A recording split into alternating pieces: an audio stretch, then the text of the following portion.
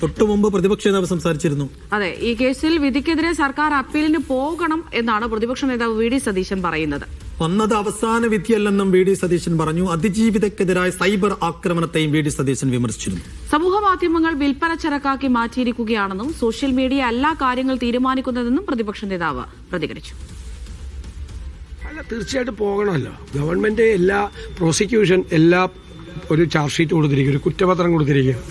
ആ കുറ്റപത്രത്തിലെ എല്ലാവരും ശിക്ഷിക്കപ്പെട്ടിട്ടില്ലെങ്കിൽ തീർച്ചയായിട്ടും പ്രോസിക്യൂഷൻ അപ്പീൽ പോകണം. ഇത് അവസാന വിധിയല്ലല്ലോ, അപ്പീൽ കോടതി ഉണ്ടല്ലോ. ഞാൻ കോടതി വിധി വരാത്തതുകൊണ്ടാണ് ഞാനത് വിശദമായി സംസാരിക്കാത്തത്.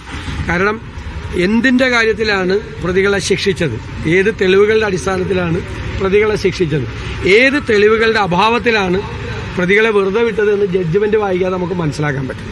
പിന്നെ നമ്മൾ വെറുതെ പറയാമെന്ന് മാത്രമേ ഉള്ളൂ. പക്ഷേ പ്രോസിക്യൂഷൻ ഒരു കേസ് ഉണ്ടല്ലോ, പ്രോസിക്യൂഷൻ കേസ് എന്ന് പറയും. ആ കേസ് മുഴുവൻ ജയിച്ചിട്ടില്ല, പകുതിയെ ജയിച്ചുള്ളൂ. പകുതി ആളുകളെ ശിക്ഷിച്ചിട്ടുള്ളൂ, പകുതി ആളുകളെ ശിക്ഷിച്ചിട്ടുള്ളൂ. സ്വാഭാവികമായിട്ട് പ്രോസിക്യൂഷൻ സാധാരണ പോകണം. ദിലീപിന്റെ പ്രതികരണത്തിലാണെങ്കിലും സമാനതകളില്ലാത്ത സൈബർ ആക്രമണമാണ് നടക്കുന്നത്. അതിപ്പോ അങ്ങനെയാണല്ലോ. ഞാൻ പറഞ്ഞല്ലോ, ഏറ്റവും ക്രൂരകൃത്യം ചെയ്യുന്ന ആളുകളെ വൈറ്റ് വാഷ് ചെയ്തെടുക്കുന്ന ജോലിയാണല്ലോ ഇപ്പോൾ സോഷ്യൽ മീഡിയയ്ക്ക്. മര്യാദ കിടക്കുന്ന മാന്യന്മാരെ തെറിയഭിഷേകം ചെയ്യുകയും അവരെ ചെളി കൊണ്ട് വാരി പൊത്തുകയും ചെയ്യുന്ന പരിപാടിയാണല്ലോ ഇപ്പോൾ ചെയ്യുന്നത്. അത് ഞാൻ ഒരു വാക്ക് പറഞ്ഞത് നിങ്ങളെപ്പോഴും മനസ്സിൽ വെച്ചാൽ മതി. സോഷ്യൽ മീഡിയ അല്ല കാര്യങ്ങൾ തീരുമാനിക്കുന്നത്. സോഷ്യൽ മീഡിയയിൽ നല്ല ആളുകളും അല്ലാത്ത ആളുകളും ഒക്കെയുണ്ട്.